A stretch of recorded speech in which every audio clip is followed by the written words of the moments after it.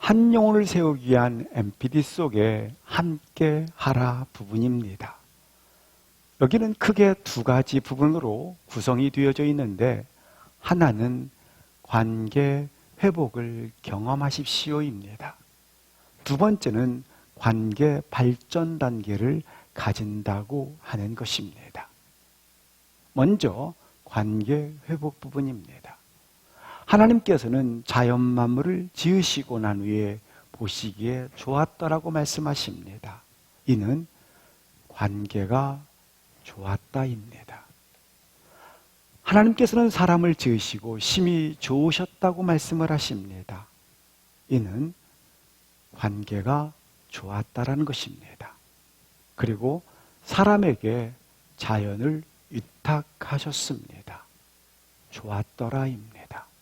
이처럼 에덴 동산이라고 하는 것은 물리적 장소 개념을 가지지만 동시에 에덴 동산은 의미적 요소가 더욱더 강하다고 하는 것입니다. 관계 충만 상태인 것입니다. 이 에덴 동산은 정지 개념이 아니라 목적지를 가지고 방향성을 가진다고 하는 것입니다. 어떤 사람은 모든 걸 다 갖추어져 있어도 방향성이 보이지 않으니 방황하게 됩니다. 어떤 사람은 모든 걸 다 갖추어져 있을지라도 가지 않는 사람이 있습니다. 잘못된 길인 것입니다. 그러나 어떤 사람은 아무것이 없어도 방향이 설정되어져 있고 목표가 보이기 때문에 그 길을 가는 것입니다. 그래서 하나님이 기뻐하시는 자리, 하나님이 기뻐하시는 길에 서 있는 것입니다. 하나님이 원하시는 길에 서 있는 관계가 되어진 것입니다. 그런데 죄가 들어옴으로 말미암아 모든 관계가 깨져버린 것입니다. 하나님과의 관계가 깨지게 되면 저가 두려워 숨었나이다 라고 말씀을 하고 있습니다. 두려움과 불안은 어디에서 오는가? 하나님과의 관계 깨짐으로 오는 것입니다. 따라서 두려움으로 가득 메워져 있고 불안할 때는 다른 어떤 것들을 채운다고 해서, 조건들을 채운다고 해서 두려움과 불안이 없어지는 것이 아닙니다. 하나님과 가까워질 때 두려움은 이기게 되는 것입니다. 사람과의 관계에 있어서도 죄가 들어옴으로 말미암아 깨지고 만 것입니다.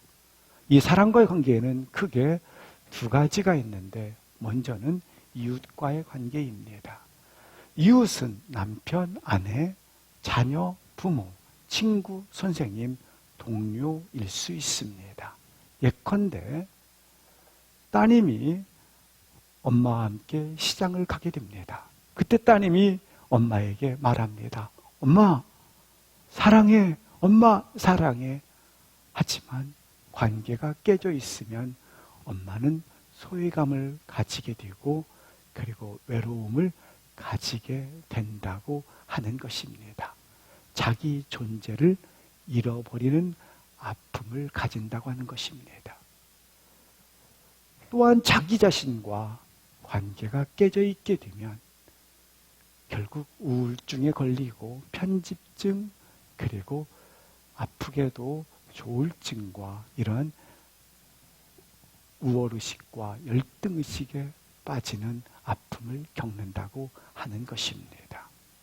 자연과의 관계가 깨지게 되면 로마서 8장 20절 말씀처럼 피조물이 허무한데 굴복하였다고 말씀을 하고 있습니다.